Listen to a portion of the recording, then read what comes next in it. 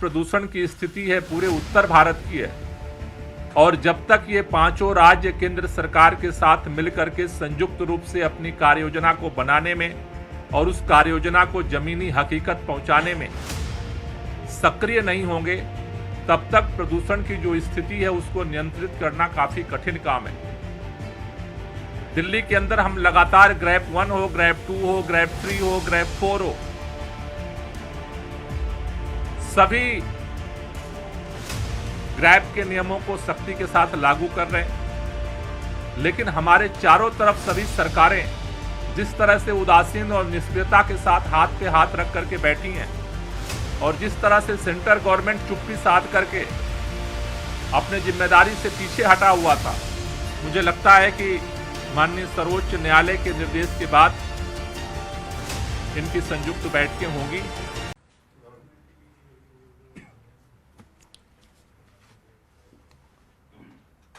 पूरे उत्तर भारत में बढ़ते प्रदूषण को देखते हुए कल माननीय सर्वोच्च न्यायालय में प्रदूषण की स्थिति को लेकर के उत्तर प्रदेश, राजस्थान, हरियाणा, पंजाब, दिल्ली और केंद्र सरकार को प्रदूषण को लेकर के क्या क्या कार्रवाइयां की जा रही हैं, इसको लेकर के अपनी रिपोर्ट सबमिट करनी थी। कोर्ट ने काफ़ी विस्तार से इस पर सुनवाई की और उसके बाद प्रदूषण नियंत्रण से संबंधित कई अहम ऑर्डर जो है उन्होंने जारी किया। ऑर्डर आने के बाद काफ़ी डिटेल में ऑर्डर का अध्ययन करने के बाद हमने चर्चा की और आज उस ऑर्डर को दिल्ली में इम्प्लीमेंट करने के लिए हमने संबंधित माननीय मंत्रियों और अधिकारियों के साथ कई निर्देश जारी किए हैं। सबसे पहले तो मैं सुप्रीम कोर्ट का धन्यवाद करना चाहता हूं कि उन्होंने दिल्ली के अंदर जिस तरह से सुप्रीम कोर्ट के निर्देश के बाद और दिल्ली सरकार के कैबिनेट के निर्णय के पश्चात दिल्ली में लगाए गए कनॉट प्लेस के स्मॉग टावर को डीपीसीसी के चेयरमैन द्वारा मनमाने तरीके से बंद कर दिया गया था, उसको खोलने का निर्देश दिया। साथ ही साथ डीपीसीसी के चेयरमैन के द्वारा रियल टाइम सोर्स अपोर्समेंट स्टडी जो सरकार के द्वारा शुरू की गई थी उसको भी ठप कर दिया गया था, उसको भी पुनः चालू करने का और रियल टाइम डेटा जो है पब्लिक करने का जो ऑर्डर दिया है, इसके लिए तहे दिल से दिल्ली सरकार, सुप्रीम कोर्ट की शुक्रगुजार है, उनको हम धन्यवाद करना चाहते हैं।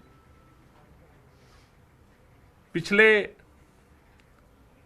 एक हफ्ते से हम केंद्र सरकार से हाथ जोड़ करके विनती कर रहे थे, मैंने पत्र भी लिखा पर्यावरण मंत्री जी को कि चूंकि जो आज प्रदूषण की स्थिति है पूरे उत्तर भारत की है, और जब तक ये पांचों राज्य केंद्र सरकार के साथ मिलकर के संयुक्त रूप से अपनी कार्ययोजना को बनाने में और उस कार्ययोजना को जमीनी हकीकत पहुंचाने में सक्रिय नहीं होंगे, तब तक प्रदूषण की जो स्थिति है उसको नियंत्रित करना काफी कठिन काम है। दिल्ली के अंदर हम लगातार ग्रैप 1 हो, ग्रैप 2 हो, ग्रैप 3 हो, ग्रैप 4 हो, सभी ग्रैप के नियमों को सख्ती के साथ लागू कर रहे हैं, लेकिन हमारे चारों तरफ सभी सरकारें जिस तरह से उदासीन और निष्क्रियता के साथ हाथ पे हाथ रख करके बैठी हैं और जिस तरह से सेंट्रल गवर्नमेंट चुप्पी साध करके अपने जिम्मेदारी से पीछे हटा हुआ था, मुझे लगता है कि माननीय सर्वोच्च न्यायालय के निर्देश के बाद इनकी संयुक्त बैठकें होंगी और सभी राज्यों में इम्प्लीमेंटेशन पर फोकस किया जाएगा। मैं इसके लिए भी धन्यवाद करना चाहता हूं कि दिवाली आने वाली है।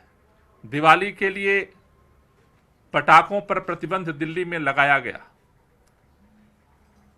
पिछले 1 महीने से निरंतर इस बात के लिए मैं जोर दे रहा हूं कि जो हमारे चारों तरफ जो राज्य हैं वहां पर पटाखों पे प्रतिबंध लगाया जाए, पटाखों पे प्रतिबंध लगाया जाए, पटाखों पे प्रतिबंध लगाया जाए।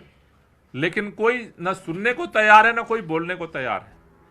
भारतीय जनता पार्टी की सरकारें तो ऐसा लगता है कि जैसे उनके लिए प्रदूषण कोई मायने नहीं रखता है।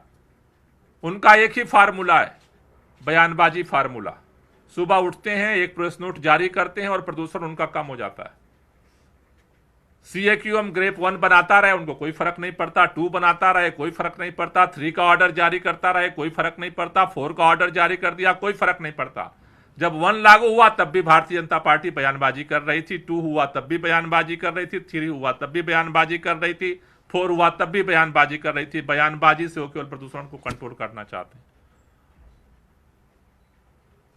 और इस समय पता ही नहीं चल रहा है कि केंद्रीय पर्यावरण मंत्रालय भी है देश के अंदर और उसकी भी इस देश के प्रदूषण के प्रति कोई जिम्मेदारी है। लेकिन माननीय सर्वोच्च न्यायालय ने यह क्लियर किया कि ये जो पटाखों पे प्रतिबंध है उसको पूरे देश के लिए है और सभी लोग इसको लागू करें।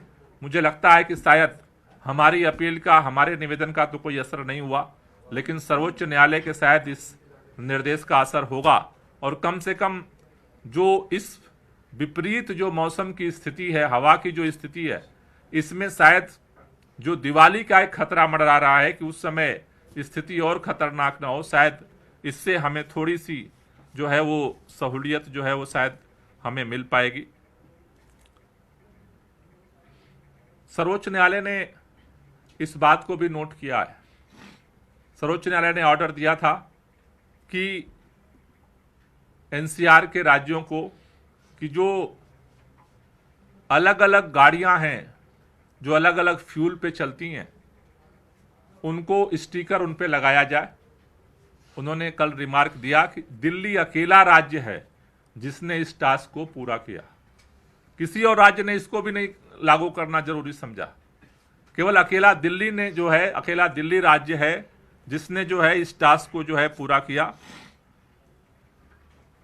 दिल्ली सुप्रीम कोर्ट ने जो अलग अलग दिल्ली सरकार के लिए निर्देश दिए थे, उनमें से आज बैठक करके हमने निर्देश जारी किया है। उसके ऑर्डर के अनुकूल हमने पहला ऑर्डर जारी किया है कि कल तक फुल स्मॉग टावर जो है फुल कैपेसिटी में उनको स्टार्ट किया जाए। DPCC को यह निर्देश दिया गया है। उसी तरह से रियल टाइम सोर्स अप्रोचमेंट स्टडी को किसी भी कीमत पर कल तक जो है उनका पेमेंट करके और उसको कल तक उसको चालू किया जाए।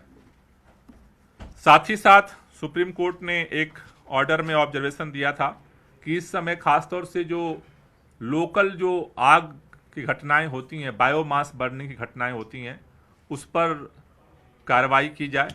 उसके लिए आज MCD, DPCC और रेवेन्यू विभाग की 611 टीमें बनाई गई हैं और उनको कल से जो है स्पेशल ड्राइव चलाने का निर्देश दिया गया है, एंटी ओपन बर्निंग ड्राइव चलाने का, जिससे कि लोकल लेवल पे दिल्ली के अंदर जो छोटे छोटे जगहों पे आग लगने की घटनाएं हैं उनको कंट्रोल किया जा सके।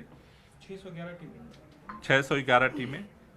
उसके साथ साथ जो कोर्ट ने दिल्ली के लिए कहा है कि जो ऐप बेस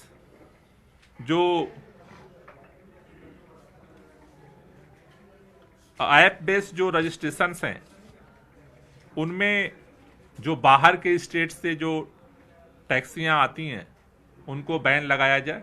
ट्रांसपोर्ट विभाग को ये निर्देश दिया गया है कि जो भी ऐप बेस बाहर से टैक्सियां यहां पर आती हैं उन पर भी प्रतिबंध लगाया जाए, जैसा सुप्रीम कोर्ट ने कहा है। साथ ही साथ उन्होंने ऑड इवन को लेकर के ऑब्जर्वेशन जो एमएस क्यूरी की तरफ से रखा गया था उसको ऑर्डर में उन्होंने दिया है कि ऑड इवन को लेकर के अब तक स्टडीज क्या कहती हैं। तो अभी हमने ये निर्णय लिया है कि हमारे पास दो बड़ी स्टडीज हुई हैं ऑड इवन पे। एक तो हार्वर्ड यूनिवर्सिटी और शिकागो विश्वविद्यालय ने ज्वाइंट स्टडी की थी ऑड इवन को लेकर के, और दूसरा जो है दिल्ली टेक्निकल यूनिवर्सिटी DTU ने स्टडी की थी। तो इन दोनों की जो स्टडीज रिपोर्ट हैं वो भी हम अगली सुनवाई में सुप्रीम कोर्ट के सामने उसको हम सबमिट करेंगे कि उनकी क्या रिपोर्ट्स है, उनकी जो स्टडीज हैं। और उसके साथ साथ उन्होंने ये कहा है कि इसके जगह पे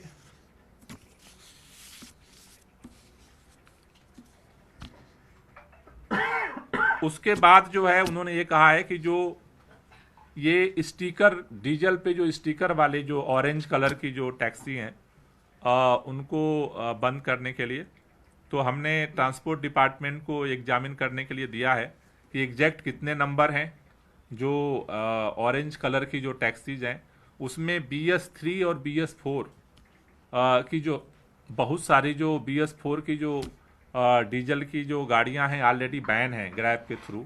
उसके बाद BS6 की कितनी गाड़ियां बचती हैं, और दूसरा जो है कि अगर केवल उन गाड़ियों को बंद किया जाता है और ऑड इवन लागू किया जाता है तो उनमें क्या अंतर होगा, क्या फ़ायदा होगा। तो वो एक कम्प्रहेंसिव जो है रिपोर्ट जो है वो ट्रांसपोर्ट डिपार्टमेंट को कहा गया वो स्टडी करके और वो कोर्ट में जो है वो सबमिट करेंगे। जो ऑड इवन को लेकर के 13 तारीख से जो हम ऑड इवन करने का जो हमने निर्णय लिया था उसको जो है सुप्रीम कोर्ट के सामने ये हम सारी रिपोर्ट सबमिट करेंगे, और सुप्रीम कोर्ट के फैसले के बाद हम उसको लेकर के LG साहब को सबमिट करेंगे। सुप्रीम कोर्ट का जो फैसला होगा उसके बाद हम फिर इसको लेकर के आगे बढ़ेंगे। कोई क्वेश्चन सर? अभी क्योंकि सर दिल्ली वालों को ये जानकारी देनी जरूरी है क्योंकि वो भी अपनी तैयारी करेंगे, उन्हें भी गाड़ी लेके निकलना है। क्या उन्हें जानकारी दें कि ऑड इवन फिलहाल 13 तारीख से होगा या नहीं होगा? 13 तारीख से जो ऑड इवन जो होने के लिए निर्णय सरकार ने लिया है, अब वो सुप्रीम कोर्ट में हम इस जो उन्होंने हमें निर्देश दिया है वो एफिडेविट हम उनको फाइल करेंगे। सुप्रीम कोर्ट के फैसले के बाद फिर उसको लेके हम आगे बढ़ेंगे। तो क्या अभी होल्ड पर मानेंगे? अभी ऑड इवन ये फ्राइडे परसों है वहाँ पे सुनवाई। अच्छा, सोमवार, तो सोमवार के बाद फैसला, लेकिन अभी ना सोमवार फ्राइडे माफ कीजिएगा, शुक्रवार को है सुनवाई। अच्छा, तो फैसला भी शुक्रवार के बाद ही होगा? यस, अभी तक वो है, अभी है, मतलब अभी उसके ऑड इवन ऑन। हाँ। सर ऐप बेस्ड जो आप बता रहे हैं टैक्सियां आएंगी, तो क्या ओला उबर जो जिस तरीके की चल रही हैं सर, जो दिल्ली से बाहर रजिस्टर्ड है वो दिल्ली में एंटर कर पाएंगी कि नहीं सर? जो बाहर जो कोर्ट का जो आदेश है वही है कि ऐप बेस्ड जो दिल्ली से जो रजिस्टर्ड हैं उसके लिए जो है ट्रांसपोर्ट डिपार्टमेंट को निर्देश दिया गया है कि वो उसके लिए डायरेक्शन जारी करेंगे। मतलब दिल्ली में बड़ी संख्या में यूपी हरियाणा नंबर्स के उबर ओला की गाड़ियां चलती हैं, वो फिलहाल बैन वो रुक जाए। आज से बैन लागू है वो? नहीं, वो डायरेक्शन दिया गया, डायरेक्शन जारी करेंगे वो। सर ये बता दीजिए कि ऑड इवन पर भी आपने मीटिंग की थी, तो क्या अभी ऑड इवन के नियम क्या होंगे इस पे चर्चा हो गई है या सुप्रीम कोर्ट के आदेश के बाद ही आप नियमों को सुप्रीम कोर्ट के फैसले के बाद उन नियमों को हम जारी करेंगे। सर ये जो आपने ऑरेंज स्टिकर वाली जो बात कही इसको थोड़ा क्लेरिफाई कर दीजिए, डीजल वाली कौन सी गाड़ियों के लिए सुप्रीम कोर्ट ने बोला था, आप कैसे लागू कर रहे हैं? नहीं, सुप्रीम कोर्ट ने ये कहा था कि जैसे जो डीजल की गाड़ियां हैं अलग अलग फ्यूल के लिए जो है स्टिकर जारी किए गए थे, तो चूंकि ऑलरेडी हमने जो ट्रांसपोर्ट डिपार्टमेंट को डायरेक्शन दिया है कि एक पूरा कॉम्प्रिहेंसिव रिपोर्ट तैयार करें कि दिल्ली में कितनी रजिस्टर्ड हैं गाड़ियां, और जो उसमें जो ऑरेंज कलर की जो गाड़ियां हैं उनकी संख्या कितनी है। अभी ग्रैप 3 और ग्रैप 4 लागू होने के बाद उसमें बहुत सारी गाड़ियां बैन हैं, उन बैन होने के बाद जो संख्या वो कितनी बचती है। एक दूसरा कि अगर ऑड इवन लागू होता है तो कितनी गाड़ियों को रिस्ट्रिक्ट किया जाएगा, तो वो एक रिपोर्ट जो है वो हम कोर्ट को सबमिट करेंगे। दूसरा जो अब तक जो ऑड इवन हुआ है उसका जो अभी तक की स्टडी है वो कोर्ट को हम सबमिट करेंगे। सर ऐप बेस्ड टैक्सी की जो बात है, तो क्या सीएनजी वाली भी टैक्सी बाहर रहेगी एंट्री से, या सिर्फ डीजल वाली? वो अभी डिटेल ऑर्डर ट्रांसपोर्ट डिपार्टमेंट तैयार कर रहा है।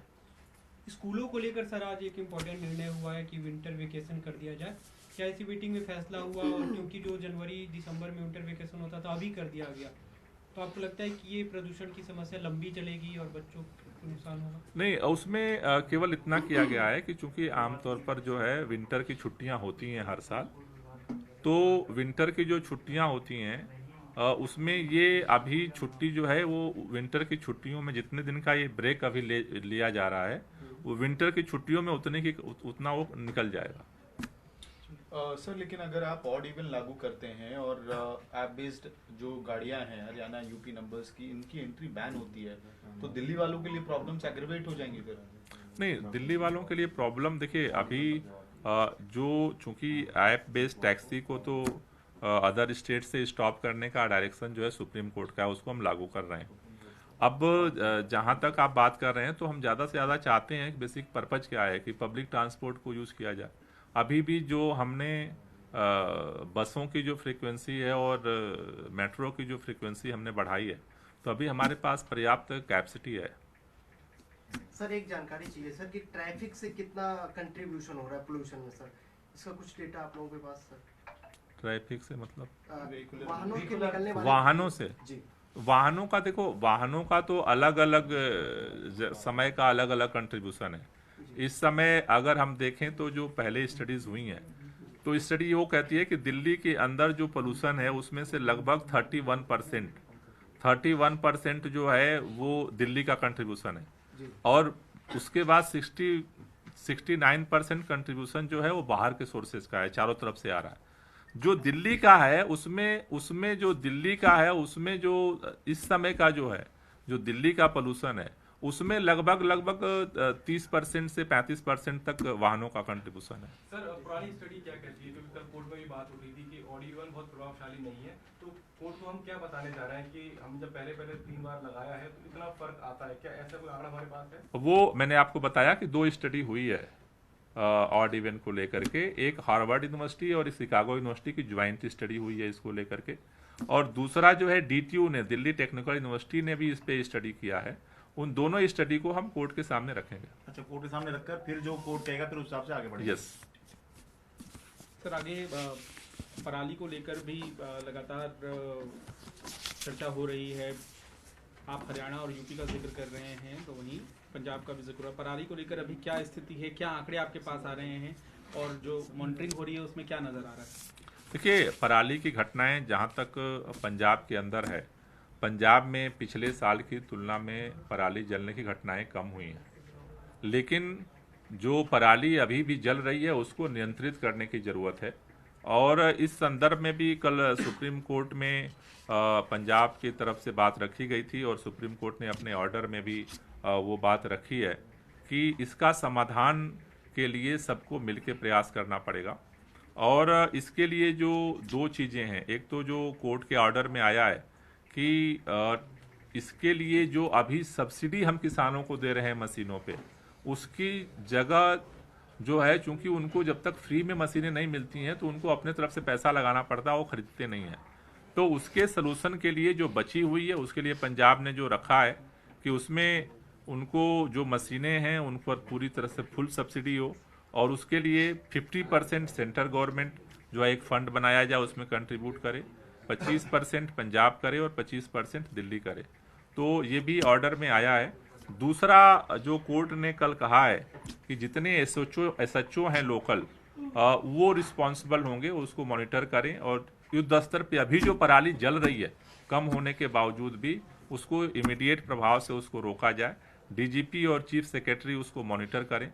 तो हमें उम्मीद है कि ये सभी अधिकारी और सभी लोग अगर युद्ध स्तर पे लगते हैं तो इमीडिएट भी पराली को कंट्रोल थोड़ा किया जा सकता है, और फर्दर जो अगले साल के लिए एक व्यवस्थित सिस्टम हमें उम्मीद है कि सुप्रीम कोर्ट के ऑर्डर के बाद एक बनेगा।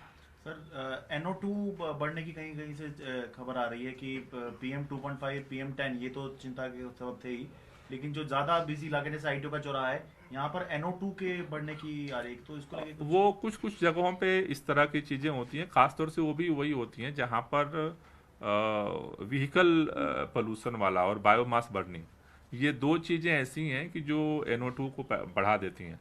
तो जैसे मान लीजिए कि किसी जगह पे ज़्यादा अगर जाम लग गया, अगर ज़्यादा ट्रैफिक मूवमेंट हो गया, तो वहाँ पर जो है NO2 की संख्या, उसकी मात्रा भी बढ़ जाती है। लेकिन वो कुछ पॉइंट्स पर हैं जिसको भी मॉनिटर किया जाता है, लेकिन उनके भी सोर्स जो हैं वो कुल मिला करके व्हीकल पोल्यूशन, डस्ट पोल्यूशन, पराली, बायोमास बर्निंग, ज्यादा चिंता सोर्स यही चार हैं। मतलब वो अलग अलग NO2 और भी बहुत सारी गैसेज निकलती हैं, अच्छा। लेकिन इनके सोर्स जो है वो यही चार हैं। तो नियंत्रण करने के लिए तो इन्हीं पे नियंत्रण करना पड़ेगा, क्योंकि PM 2.5 और PM 10 को हम ज्यादा मॉनिटर करते हैं, लेकिन उसके साथ साथ 5-7 गैसेज और निकलती हैं जिसकी रिपोर्टिंग होती है। सर, क्या क्लाउड सीडिंग के जरिए आप लोग कृत्रिम बारिश को लेकर IIT कानपुर के संपर्क में हैं और क्या कुछ बातचीत हुई है? क्या भविष्य में या जल्द से जल्द कृत्रिम बारिश को लेकर आप लोग तैयारी कर? देखिए, कृत्रिम बारिश को लेकर के हमने पहले भी IIT कानपुर के साथ मीटिंग की थी और उसमें हमने उनसे रिक्वेस्ट किया था कि चूंकि उनका जो एक्सपेरिमेंट है वो बरसात के मौसम में क्लाउड सीडिंग करने का है, तो हमने उनसे निवेदन किया था कि आप इसको दिल्ली में सर्दियों में हम कैसे कर सकते हैं, क्योंकि यहाँ हमें ज़रूरत सर्दियों में पड़ रही है। तो उसके लिए हमने उनसे रिक्वेस्ट किया है कि एक आप रिपोर्ट तैयार करके प्रेजेंटेशन करें, और उनसे संवाद हो रहा है। उनका प्रपोजल आने के बाद फिर उसको एग्जामिन करके फिर हम आगे बढ़ पाएंगे। गोपाल सर, ये जो डाटा रियल टाइम का था, क्योंकि इसको स्टडी को रोक दिया गया था, अब कब तक ये जो आपने कहा कल तक के लिए हमने निर्देश दिया है। कब तक का ये डाटा है जो कि जारी किया जाएगा, क्योंकि स्टडी काफी टाइम ये तो रियल टाइम होता है, जो वो चालू होगा तो ये जो रिपोर्ट देता है वो रियल टाइम देता है, वो पर आवर का डेटा जनरेट करता है। तो आज से शुरू हो जाएगा सिस्टम? कल से मैंने बोला है कि आज पेमेंट करके कल से उसको स्टार्ट करें। सर, ये फुल कैपेसिटी पे कब से चलाएंगे स्मोक टावर को, क्योंकि आज शुरू तो कर मैंने कल के लिए बोला है, कल के लिए डायरेक्शन हमने दिया है कि कल आप कल से चालू कराना शुरू करिए। सर, सिर्फ सीपी वाला कल से चालू होगा या आनंद विहार वाला? आनंद विहार वाला सेंट्रल गवर्नमेंट का है, तो उसके लिए तो हम डायरेक्शन नहीं दे सकते हैं।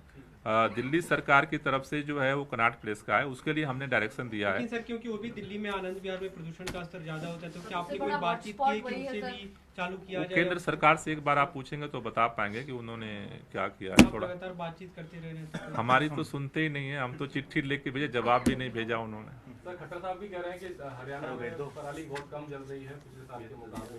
हाँ, तो जल तो कम रही है, जो बची है उसी के लिए तो कोर्ट ने आदेश दिया है कि सभी राज्यों में जो बची हुई है पराली उसको भी इमीडिएट कंट्रोल किया जाए, और इमीडिएट कंट्रोल करने के लिए SHO को रिस्पॉन्सिबल उन्होंने बनाया है, और DGP और चीफ सेक्रेटरी मॉनिटर करें सभी राज्यों में, और उसके साथ साथ लॉन्ग टर्म भी प्लान बनाया है, जैसे पंजाब ने अपना प्लान सबमिट किया है सुप्रीम कोर्ट को।